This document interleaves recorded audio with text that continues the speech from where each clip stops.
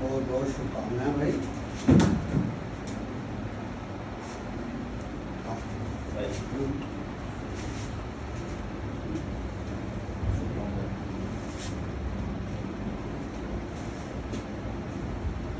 आप भी जो और कोई उसके तो वीडियो बना रहे हैं, फोटो बाद में क्लिक कर देंगे। हाँ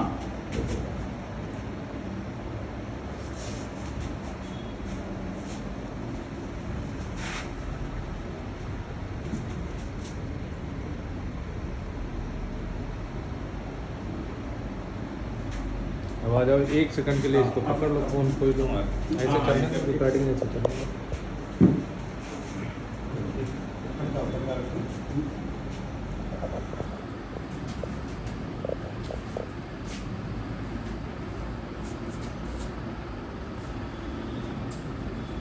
चलो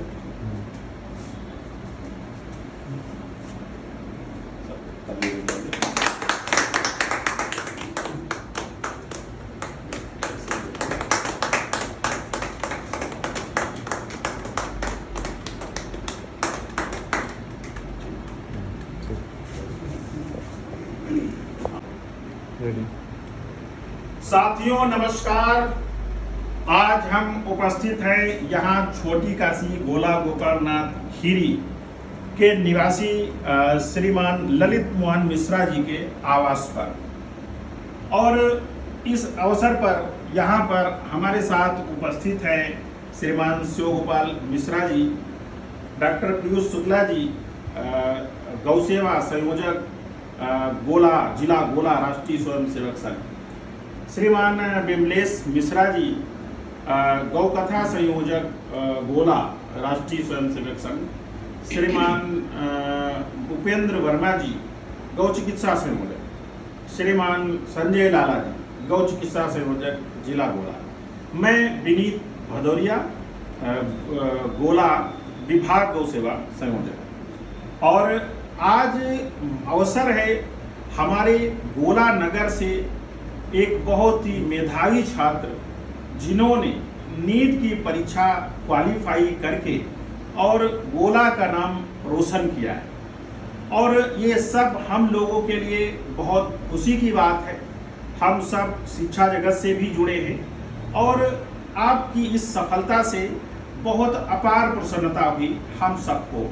हम सब लोग निरंतर जो भी बच्चे गोला में हम लोग प्रयास ये करते हैं कि जो बच्चे सफलता हासिल करते हैं हम लोग उनके उत्साहवर्धन के लिए उनको सम्मानित करते हैं।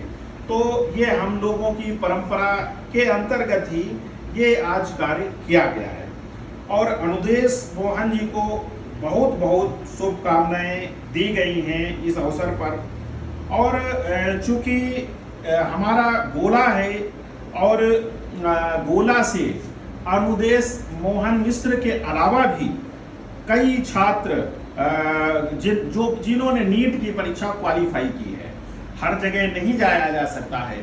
हम लोग यहाँ पर आकर के हम उन छात्रों को भी इस जगह से बधाई अपनी प्रेषित करते हैं, और उसमें नाम है जसकवल सिंह पुत्र श्री रंजीत सिंह, फैज अहमद पुत्र श्री अतीक अहमद, कुमारी स्मृति सिंह पुत्री स्वर्गीय अमरीश सिंह, और कर्तव्य पटेल पुत्र डॉक्टर SP वर्मा, धैर्य पटेल पुत्र श्री सौरभ वर्मा, सहबाज पुत्र श्री निहाल अहमद, प्रगति वर्मा पुत्री डॉक्टर राधे श्याम वर्मा, आस्था भारद्वाज पुत्री उमाकांत भारद्वाज। हम लोगों के लिए अपार खुशी की बात है कि इतने बच्चे नीट की परीक्षा गोला से जिन्होंने क्वालिफाई की है और वो भविष्य में चिकित्सक बनेंगे, बहुत अच्छा कार्य करेंगे, समाज में एक प्रेरणादायी कार्य करेंगे। हम चूंकि यहाँ पर उपस्थित हैं, हमारे बीच ये मेधावी छात्र अनुदेश मोहन मिश्रा जी उपस्थित हैं, तो हम निश्चित रूप से चाहेंगे कि अनुदेश जी आप कैसे आपने तैयारी की, कैसे प्रेरणा मिली, चूंकि एक जिम्मेदारी और अब आप पर भी बन जाती है कि आप चूंकि इस नेतृत्व कर रहे हैं इस क्षेत्र में, तो आने वाली जो बच्चे हैं जो तैयारी कर रहे हैं, तो ये आप पर भी दायित्व है कि कुछ ऐसे गुर आप उनके लिए इस वीडियो के माध्यम से बताएं, ताकि वो आपका अनुसरण करके वह भी इन सफलता में शामिल हो सके। अनुदेश जी, आप बताएं, क्रमवार कुछ अपनी तरफ से बताएं, फिर कुछ हम ऐसी क्वेरी भी करके आप से बात करेंगे। जी सर, मैंने सन 2024 में अपनी क्लास 12th की एग्जामिनेशन को पास किया था। उसके बाद से मेरा एक ही मोटिव था कि मुझे डॉक्टर बनना है और MBBS डॉक्टर बनना है। मैंने 2025 में पिछले साल अपना पहला अटैम्प्ट दिया था। चूँकि इसकी तैयारी मैंने लखनऊ में की थी, वहाँ रह के, तो कुछ स्वास्थ्य कारणों की वजह से मेरा पेपर अच्छा नहीं जा पाया 2025 का। इस साल मैंने अपने निज निवास गोला में ही रह के घर से ही सेल्फ स्टडी और ऑनलाइन माध्यम के थ्रू अपनी तैयारी की है। और सबसे ज़रूरी बात जो मुझे 2 साल की जर्नी में रही है वो रही है कि अपनी सेल्फ डिसिप्लिन के साथ रोज़ 10 से 12 घंटे पढ़ाई करना बहुत आवश्यक है और अपने कॉन्सेप्ट को क्लियर करना बहुत ज़रूरी है। अच्छा। तो ये तो बहुत अच्छी बात है, जैसे कि एक आपकी तरफ से एक संदेश है कि गोला में ही रह करके आपने तैयारी की, क्योंकि गोला भी एक ऐसा जगह जहां से सफलता मिल सकती है। ये बहुत अच्छा आपका संदेश है। तो ये जो बच्चे सोच रहे हैं कि बहुत दूर जा करके बहुत पैसा खर्च करके ही सफलता मिलती है, तो उनके लिए आप एक स्पेशल रूप से रोल मॉडल हैं। तो कितनी घंटे आपने तैयारी की गोला में?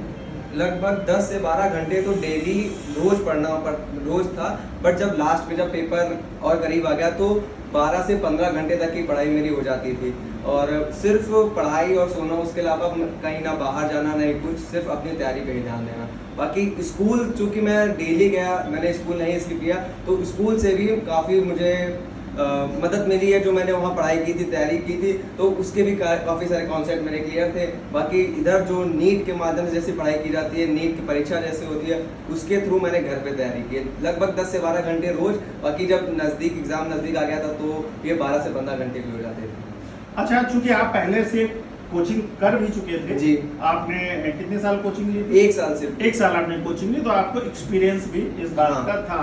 अच्छा, ये बताइए, जैसे एक पढ़ाई में नींद में बहुत कंट्रोल करने में, उसको आपने कैसे मैनेज किया? क्योंकि बच्चा पढ़ता है, अच्छा सुबह उठने में भी दिक्कत होती है, तो आपने पढ़ाई रात्रि में की या सुबह दिन में की? इस पर आप प्रकाश डालिए। नहीं, मेरी ज़्यादातर पढ़ाई तो मैंने रात में ही की है। रात में 2 से 3 बजे तक मैं पढ़ाई करता था डेली, उसके बाद ही सोता था।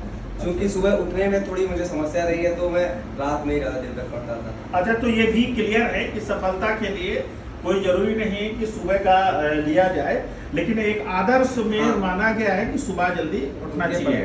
तो अच्छा, इधर जब आप पढ़ते थे तो नींद आती होगी? बिल्कुल। तो उसको आपने कैसे मैनेज किया? उसके लिए जब जैसे मुझे पढ़ाई करने के बाद जब मुझे लगता था कि हाँ मुझे नींद आ रही है ये, तो या मैं आधा घंटे से लेकर 1 घंटे तक की नैप ले लेता था छोटी सी सोने के लिए, जिससे माइंड भी फ्रेश हो जाता था और फिर से पढ़ाई करने में मन लगने लगता था। बिल्कुल फ्रेशनेस आ जाती थी। क्या ले लेते थे? छोटा सी नींद ले लेते थे, आधे से आधा से 1 घंटा। अच्छा, तो क्या इसमें चाय और कॉफी इसका भी इस्तेमाल किया? नहीं, चाय तो मैं नहीं पीता हूँ, कॉफी कभी कभार मन हुआ तो पी लेते थे। अच्छा, आप चूंकि आपके अंदर प्रेरणा भी कभी जागृत जरूर हुई होगी, वो प्रेरणा का स्रोत बताइए। कई बार क्या होता है कि हम जिंदगी में इंस्पायर्ड होते, किससे? कहीं ना कहीं इंस्पायरेशन के बगैर व्यक्ति अपना गोल फिक्स नहीं करता है, वो इंस्पायरेशन बताइए। देखिए, ये तो जब मैं छोटा था तो जैसे अखबार में पहले पढ़ता था कि परीक्षा के मतलब लोगों के फोटो निकलते थे, रैंक निकलती थी, तो मेरे पापा से पूछते थे कि पापा ये कैसे, मेरा कैसे फोटो निकलेगा, कैसे नाम मिलेगा, हम क्या करें? तो पापा ने मुझे बताया था कि ये नीट या जेईई की परीक्षा होती है, इससे डॉक्टर इंजीनियर बन सकते हैं। क्योंकि मेरा इंटरेस्ट बायोलॉजी में ज़्यादा था, तो फिर मैंने कहा कि मुझे नीट की परीक्षा सही करनी है और फिर डॉक्टर बनना है, एक अच्छा डॉक्टर बनना है। अब धीरे धीरे जब मैं बड़ा हुआ तो मुझे पता चला कि डॉक्टर कई प्रकार के होते हैं, डॉक्टर हमारे समाज में बहुत ज़रूरी होते हैं, तो फिर मेरा ऐसे ही इंटरेस्ट उसमें डॉक्टरी की तरफ जागृत हो गया। अच्छा, तो अब आपने जो डॉक्टर लाइन पकड़ी है, तो कुछ आपने ड्रीम फिक्स कर रखा होगा, क्या आप बनना चाहते हैं, क्या आपने सोच रखा है? वैसे तो मैं कार्डियोलॉजिस्ट बनना चाहता हूँ। अच्छा, कार्डियोलॉजिस्ट नहीं, बहुत जरूरी है, क्योंकि ये तो बहुत ज़्यादा इस समय समस्या भी है, और निश्चित रूप से आप उसमें अच्छा, कोई इंस्टीट्यूट की भी कोई आपके अंदर ड्रीम है, उस इंस्टीट्यूट में पढ़ना है? इंस्टीट्यूट चूँकि इस परीक्षा में तो शायद वहाँ पहुँचना मुश्किल है, बट एम्स दिल्ली में मैं सोच रहा हूँ कि पीजी अपना एम्स दिल्ली से करूँ। अच्छा, एम्स दिल्ली। चलिए, तो घर में आपका सबसे ज़्यादा सपोर्ट मित्रों की तरफ से, परिवार की तरफ से तो रहा ही है, सबसे रहा है, लेकिन कुछ लोग विशेष रहे होंगे आपके? मेरे पिताजी, माताजी, इनका तो सबसे ज़्यादा सपोर्ट रहा है। चूँकि मेरे जो मित्र हैं, मतलब फ्रेंड्स, जो वो भी मतलब थोड़ा बहुत सपोर्ट देते रहते। बाकी मैं ज़्यादा बाहर नहीं जाता था। बाकी मेरे माता पिता, मेरे अंकल, चाचा चाची जो हैं, इन सब लोगों का सपोर्ट बहुत रहा है। चलिए, बहुत अच्छा है। डॉक्टर साहब, आप भी कुछ कहना चाहिए? बहुत बहुत शुभकामनाएं पहले आपको। और चूंकि आप मेरे मित्र ललित मोहन के पुत्र हैं, तो आप मेरे भी पुत्र की भांति हैं, और मैं अपेक्षा करता हूँ, देखिए, एक संकल्पित भाव में आप समाज में सेवा करिए, क्योंकि डॉक्टरों का भी इतिहास बहुत अच्छा रहा है। चूंकि भारत वह देश है जिसमें आदिकाल से चिकित्सा के क्षेत्र में, चाहे वो आयुर्वेद हो, चाहे वो शैल्य क्रिया हो, कोई भी क्रिया हो, हर प्रकार की क्रियाओं में भारत का एक विशेष योगदान रहा है। महर्षियों से लेकर के हमारे वेदाचार्यों ने जिस प्रकार से अपनी अनूठी भूमिका निभाई है, तो मैं यही चाहता हूँ कि भविष्य में जब आप अपने इस कार्य को संभालेंगे, तो एक प्रकार से संकल्पित भाव से नहीं, क्योंकि एक चाहे डॉक्टर हो, चाहे टीचर हो, चाहे एक वकील हो, सबको संकल्पित किया जाता है। लेकिन उसके उपरांत भी कुछ ऐसे भी होते हैं चिकित्सक जो किडनी निकाल के बेच देते हैं, कुछ ऐसे भी होते हैं जो, है ना, वकील जो मुकदमे में घूस ले लेते हैं। तो हम यही चाहेंगे, चूँकि आप एक प्रकार संस्कारित बालक हैं और आपके पिता भी बहुत संस्कारित रहे हैं, तो मैं यही चाहता हूँ कि आप उसी को, कह सकते हैं, अनुपालन करते हुए भविष्य में इस प्रकार से अपना कार्य करेंगे। तो मैं बस यही जानना चाहता हूँ, जैसे कि विनीत जी ने बड़े अच्छे प्रश्न पूछे, मैं विनीत जी को देख रहा था, सुन रहा था। एक प्रश्न बहुत एक प्रखर पत्रकार की तरह इन्होंने बिल्कुल आज प्रश्न करे हैं, और बड़े मोटे और बड़े लॉजिकल क्वेश्चंस करे हैं। तो जैसे कि मैं सुन रहा था, तो विनीत जी ने बहुत से ऐसे क्वेश्चंस करे हैं। आप अपनी एक ऐसी वीकनेस बताइए, जरा मैं जानना चाहता हूँ कैमरे के सामने। वीकनेस, क्योंकि हर आदमी की एक वीकनेस होती है, और जो वीकनेस को आपने अपनी मजबूती बनाई है, और जिसने इस एग्जाम को क्रैक करने में आपको मदद दी। वीकनेस तो मुझे लगता है मेरी सबसे बड़ी ये है कि मैं सुबह नहीं उठ पाता था। मैं बहुत ट्राई किया, बहुत कोशिश की कि सुबह उठ के पढ़ाई की कोशिश करूं, पर नहीं। फिर मैंने पापा से कहा, तो पापा ने मुझको एक बात कही कि अगर तुम सुबह नहीं उठ के पढ़ पा रहे हो तो रात का टाइम को इंक्रीज कर दो। क्योंकि अब सुबह नहीं पढ़ पाते, लेकिन रात में मेरा मन बहुत अच्छा लगता था, तो मैंने सुबह ना उठ पाने के कारण जो रात में अपना टाइम को इंक्रीज किया, उससे पढ़ने का समय बहुत मिलता था। क्योंकि रात में ये है कि सब सो जाते हैं, पूरा सन्नाटा रहता है, बिल्कुल शांति रहती है, तो कोई डिस्टर्बेंस भी नहीं होता है, ना किसी का आना ना किसी का जाना। तो वो मुझे लगता है कि काफ़ी काम मेरे लिए किया है। चलिए, एक प्रश्न बहुत अच्छा करने जा रहा हूँ मैं आपसे। शायद आपको नहीं पता मैं क्या प्रश्न करूँगा, क्योंकि ये प्रश्न एक ऐसा प्रश्न है कि देखिए, ये प्रश्न मेरा इसलिए बनता है कि मैं गोला से जुड़ा हुआ हूँ, आप भी गोला से जुड़े हैं जी, और संपूर्ण गोलावासी इसको देखेंगे, इस वीडियो को। कोई व्यक्ति जब एक, कह सकते हैं, सफलता के शिखर पर पहुंचता है, तो अपने उस गांव को, अपने देश को, अपनी इस धरती को अवश्य भूल जाता है। कल वो जाकर के लखनऊ जैसे महानगर में या दिल्ली जैसे महानगर में जाकर के अपना चिकित्सालय खोलने का प्रयास करता है। चूंकि आपकी सोच बहुत अच्छी है, आप कार्डियोलॉजिस्ट अर्थात हृदय रोग विशेषज्ञ बनना चाहते हैं, तो मैं आपसे ये जानना चाहता हूँ, अपेक्षा भी करता हूँ, भविष्य में क्या आपकी ऐसी मंशा है कि गोला जैसे क्षेत्र में आप कार्डियोलॉजिस्ट का और एक प्रकार से एक बहुत बड़ा एक हार्ट का एक, कह सकते हैं, एक सेंटर, एक ट्रॉमा सेंटर बना सकते हैं कि नहीं बना सकते? और अगर बना सकते हैं तो आप कैमरे के सामने इसको वचन दीजिए हमारी जनता को, क्योंकि यहाँ पर जाने कितना नेता, राजनेता, यहाँ पर कितना ऐसा एक सामान्य प्राणी या सामान्य यहाँ का जनमानस इस रोड पर उसका कहते नहीं है कार्डियक अरेस्ट हुआ है, जिसमें मेरे पिताजी भी सम्मिलित हैं, हमारे पूर्व विधायक स्वर्गीय अरविंद गिरी जी भी सम्मिलित हैं, आपके बाबा जी भी सम्मिलित हैं। तो मैं जानना चाहता हूँ, क्या भविष्य में इस प्रकार से सेवाएं देंगे? अगर देंगे तो संकल्पित होकर बताएं। बिल्कुल, मैं संकल्प लेता हूँ कि मैं अपने गोला, मैंने तो सोचा था कि अपने ग्राम में ही बहुत बड़ा अस्पताल खोलूंगा, वो भी हृदय का, क्योंकि मेरे बाबा जी इसी से वजह से एक्सपायर हुए थे। तभी से मैंने सोच लिया था कि मैं कार्डियोलॉजिस्ट ही बनूंगा, और मैं अपने गोला में या फिर अपने ग्राम में। चलिए, बहुत बहुत धन्यवाद, मेरी बहुत शुभकामनाएं। अब बहुत बहुत शुभकामनाएं भैया जी को। हाँ, मैं गोला के नगर वासियों की तरफ से आशीर्वाद देता हूँ पूरे, कि गोला का नाम और अच्छे, मतलब जो इनकी जो परीक्षाएं रह गई डॉक्टर बनने में, जो कमी रह गई वो पूरी हो।